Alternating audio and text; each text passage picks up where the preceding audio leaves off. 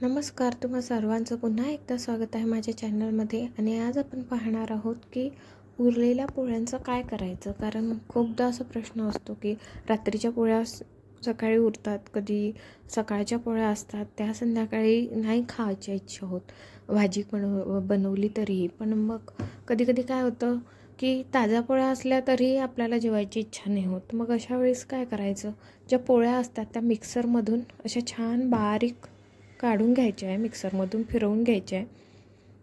आणि इथे मी फिरवून घेतलेले आहे. त्यानंतर इथे कढईमध्ये तेल आणि मोहरी जिरं असं टाकलेलं आहे. मोहरी जिरं छान तडतडलं की त्यामध्ये टाकायचे शेंगदाणे यासाठी आधी की थोडे ते छान असे लालसर तळायला गेले पाहिजे, कच्चे राहायला नको आणि छान क्रिस्पी व्हायला हवे. तर इथे शेंगदाणे छान झालेले आहे. आता इथे पातीचा कांदा होता माझ्याकडे, तर पातीचा कांदा टाकलेला आहे. त्यानंतर मिरची टाकून घेतलेली आहे मी. थोडंसं तिखट चांगलं वाटतं त्यामुळे 2 मिरच्या टाकलेल्या आहे मी. आणि साधा कांदा असला तरीही तो टाकू शकता तुम्ही. भरपूर असा कांदा टाकायचा, खूप सुंदर लागते. त्यानंतर हळद टाकलेली आहे आणि अजून एकदा छान असं परतवून घेते. आणि हा जो चुरा होता पोळ्यांचा, हा आपण मिक्सरमधून काढलेला होता, याला पण यामध्ये टाकून द्यायचं आहे. आता तुम्ही रात्रीच्या पोळ्या की सकाळी नाश्त्यामध्ये बनवू शकता, किंवा सकाळच्या पोळ्या असल्या त्या संध्याकाळी अशा प्रकारे बनवू शकता. किंवा कधीकधी पोळ्या ताज्या बनवूनही खायची इच्छा होत नाही, तर तेव्हाही हा प्रकार तुम्ही करू शकता. तर याला एक वेळा छान असं परतवून घ्यायचं आणि त्यानंतर टाकायचं आहे मीठ आणि मग टाकायची आहे थोडी चवीनुसार साखर. खूप छान लागते. थोडीशी साखर टाकली की अजून थोडंसं असं मध्येच गोड लागतं, त्यामुळे साखर घातलेली आहे. तुम्हाला नसेल घालायची तर नका घालू. आणि त्यानंतर लिंबू पिळायचं आहे.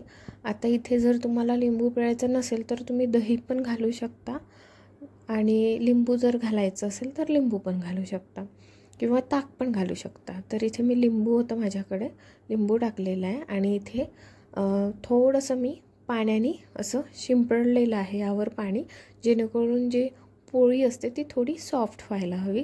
कारण आपण ती आता परतली तर थोडी ती कडक होऊन जाते, त्यामुळे सॉफ्ट व्हायला हवी म्हणून थोडी पाणी टाकलेलं आहे. आणि बस झाकण ठेवून 1-2 मिनिट वाफ येऊ द्यायची. आणि इथे आपला हा जो पोळ्यांचा चुरमा आहे हा एकदम रेडी आहे. छान कोथिंबीर टाकायची आहे यावरती. आणि बस हे तुम्ही टिफिनवर पण घेऊ शकता, किंवा घरी पण नाश्त्याला सकाळी किंवा संध्याकाळी मस्त करून खाऊ शकता, मुलांना पण देऊ शकता आणि छान लागतं. फक्त जेव्हा दही टाकता तुम्ही तेव्हा पाण्याचा उपयोग करू नका, कारण दह्याने ऑलरेडी ते दही किंवा ताक घातल्याने ते ऑलरेडी नरम पडतं, त्यामुळे नंतर पाणी घालायचं गरज नाही. लिंबू घालत असाल तर थोडंसं पाणी घाला, जसं मी टाकलेलं आहे. आणि अशा प्रकारे सर्व करा. कांदा घ्या खाताना आणि 1 मिरची घेतली तरी चालेल. आणि सुंदर असा मस्त असा पारंपरिक हा पदार्थ पोळ्यांचा चुरमा एकदम रेडी आहे. सर्वांनाच माहिती असेल याची रेसिपी, सर्वांनी खाल्लेला पण असेल, पण तरी म्हटलं चला एकदा आपण बनवून दाखवूया. तर कशी वाटली ही रेसिपी मला कमेंट करून नक्की सांगा. आणि माझ्या चॅनलला सबस्क्राईब करायला विसरू नका. आणि व्हिडिओ बघून झाला की नक्की लाईक करा. भेटूया नेक्स्ट व्हिडिओमध्ये. तोपर्यंत पाहत राहा इझी कुकिंग विथ सुप्रिया.